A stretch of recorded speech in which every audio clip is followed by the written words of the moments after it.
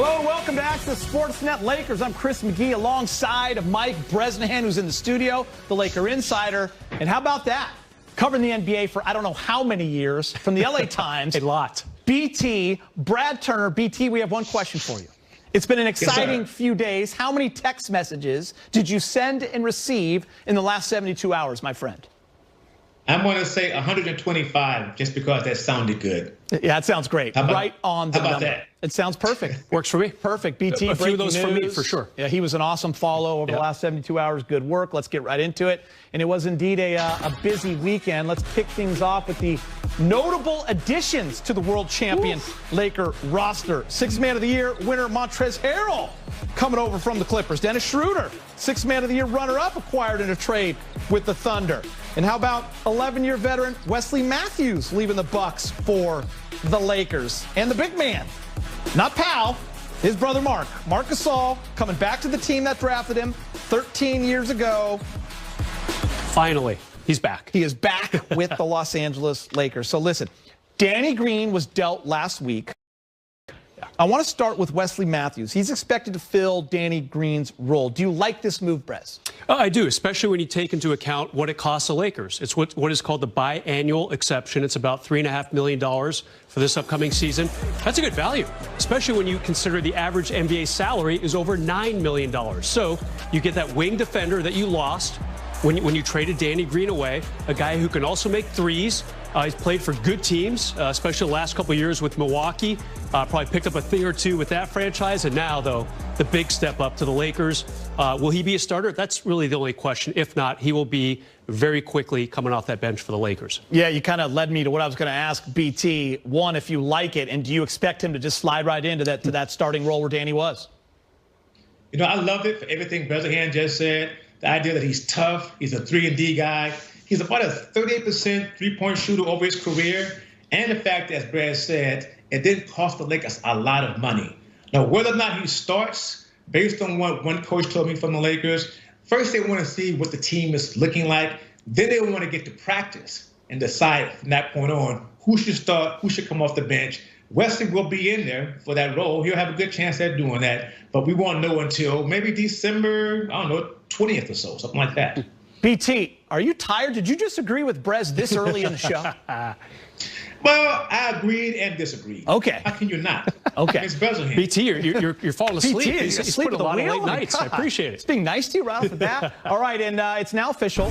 The Lakers and Cavs, that deal is done. Sending JaVale McGee to Cleveland. Thank you, JaVale, for all you did the last few years. We appreciate it. A couple years in exchange for Jordan Bell and Alfonso McKinney. The deal is all about making cap space for the Lakers to do a bigger move. And Brez, BT, Marc Gasol is now a Laker. Different than JaVale and Dwight, but at 35, he can still defend.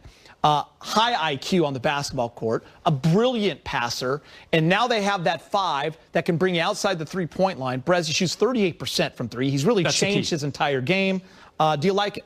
I do. And you talk about JaVale McGee and Dwight Howard, guys who gave the Lakers a great year, helped them get to that championship. But then again, they weren't used that much in the actual finals. And JaVale really wasn't used after the first round. Remember, Markieff Morris started being put in the starting lineup in his place in that second round against the Houston Rockets. Now you bring on a guy like Marc Gasol, different from both those guys because he can shoot outside the paint, period. He's got three-point touch. He's worked hard on it, too. It's not like he was like Powell, who could always shoot outside from day one. Now you have a guy who's really worked on being outside that arc, can draw the defense out, and can still block shots and get some rebounds as well. And BT, you go from a vertical game with JaVale and Dwight, where it was all about lobs. It wasn't about spacing the floor, protecting the rim, to Marc Gasol. Do you like the fit? I like it a lot. One thing he can do is he's not a bad defender. Let's not forget, he was a defensive player of the year, I think, a couple of years ago.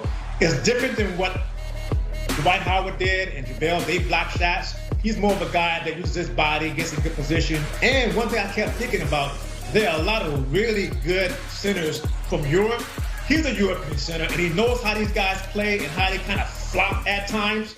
So perhaps he'll just flop right back. It'll be a flopping game between the European centers because they'll play good defense against each other. It's going to be a lot of fun. We're getting excited. We're not done yet. Sixth Man of the Year, staying in L.A., But he's changing teams. I know you guys couldn't believe it when it went down. Montrezl Harrell leaving the Clippers for the purple and gold. He averaged 18.6 points per game last season, 58% from the field. He's the only player with more than 1,000 points and 400 rebounds off the bench each of the last 2 seasons, and he led the NBA with 28 double-doubles during that span. It's official. Laker fans rejoice. We welcome Montrezl Harrell to the show. Thanks for being here. I'm sure it's been a long couple of days. How you doing? Doing good. How are you? I'm doing great. So happy to have you. When you hear Montrezl Harrell of the Los Angeles Lakers, how does that sound? She got a great ring to it, sounds like to me. You ever picture yourself in that purple and gold? Because it's here. I got a couple of edits that's been done. A lot of people that do animations for me have been doing some great jobs for me. I know. Isn't Twitter and social media great? Like, the minute you signed, there was, like, you in a jersey. It was pretty awesome. Man, photo shopping and editor now is crazy. So, Trez, can you share what went into your decision to potentially pass up more money to play in another city or to leave the Clippers where you had so much success to join the Lakers? You know, my choice was really just, you know, from my inner circle, my family, you know, just talking and looking over the decisions that we had on the table. And we just felt like just coming to playing the purple and gold was the best choice. And, you know, I definitely felt like it's the best choice for me. So that's what we went with. And, you know, I'm happy to be a Laker. From the moment the season ended, were you talking with your family and your inner circle about the next step? No. As soon as the season ended, I actually went home and took the time to actually grieve and be with my family and actually mourn the loss of my grandmother. And then after that, I just was being a dad as I'm continuously still doing, man. That's all I was doing, just being around my kids and just that love and that energy. That's all I've been doing. And when free agency came about, that's when, you know, I started getting into the talks with my agent. But, you know, I left the basketball to, you know, what I've done and what I've produced and left out there. And that's all I could do. Yeah, thoughts and prayers to you and your family. I know you lost your grandmother in July while you were in Orlando. What did she mean to you? Everything. Everything in the entire world. I still have multiple, you know, pieces with her. Everything that I do is, you know, going to praise her name and, you know, continue to take care of my family and my loved ones. How I've been doing, you know, since I was 16, 17, and it's still tough to this day. But you know, it's still going to be one of those, you know, growing processes. One of those things that I'm going to have to take one day at a time. Yeah, I appreciate you sharing that, and there's no question she's very, very proud of you. Now we transition to basketball. You know, how excited are you for this opportunity to play with LeBron James, an all-time great? I'm extremely and, you know, really honored once. And, you know, I'm ready to get going, honestly, man. I can't wait for training camp to kick off and, you know, actually, you know, throw that practice jersey on and we go in there and get to work, really. Trez, how many times have you visualized running that high pick and roll with Bron over the last couple days? Man, I've envisioned high pick and rolls, baseline plays, all of it, lobs, everything, man. You know, like I said, I'm just ready to get going, man. This is a great feeling, and I'm just, you know, happy to be here. I hear you on that. Listen, so you play against Anthony Davis these past 5 years. He's in New Orleans and then L.A. Played him 4 times last year, to now playing with the game's most versatile big. What do you envision that looking like, and how does your game complement his? Like I said, I'm just doing anything and everything I can to help complement these guys what they already do well, man. They've already shown and proven that they can win a championship without the, you know, pieces that we've added this year. So I'm just coming in looking to do anything I can to complement that chemistry that these guys already have built. Trez, we're a Lakers set here, and even we were unanimous in voting you 6th man of the year. So you're coming off an incredible season. You're winning that award, and you've always been a let my work speak for itself kind of player. But what did this award mean to you personally when you really sat back and thought about it? It's kind of one of those funny situations. It's kind of one of those things that it kind of hurts a little bit just because I lost my grandmother and we kind of had these talks, you know, before losing her. So it's one of those things that kind of hurts and stings, but at the same time, it just made me, change my mindset and to be even one of those players that's they're working. How they approach to the game is going to, enhance even more and just speak even more for itself. That's what I've always been known for. That's always what, people have, first said as how hard he works. And I'm just going to take that to a whole extremely different level because it's never one of those things that still hurt me to this day, not being able to, take that trophy home and show it to my grandmother.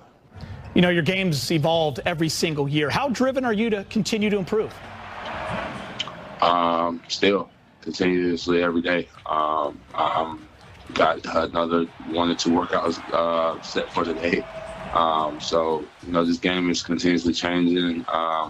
And, I don't want to be one of those players that, that label as can only do this one thing because once you get that label, it's pretty hard to get off of you. And now it cuts you, in half as a player, no matter what. And I never wanted to be looked at as one of those players coming into this game. I want to, always look at myself as a person that, can do multiple things in this game whenever asked, whenever needed.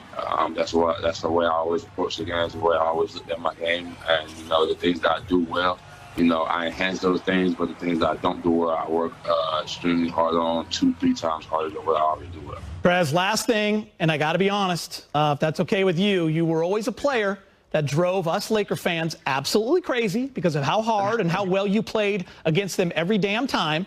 Right. It would be like, I can't stand Trez, but man, I'd love him in a Laker uniform. And then when the signing was announced, Laker Twitter goes nuts. It celebrates.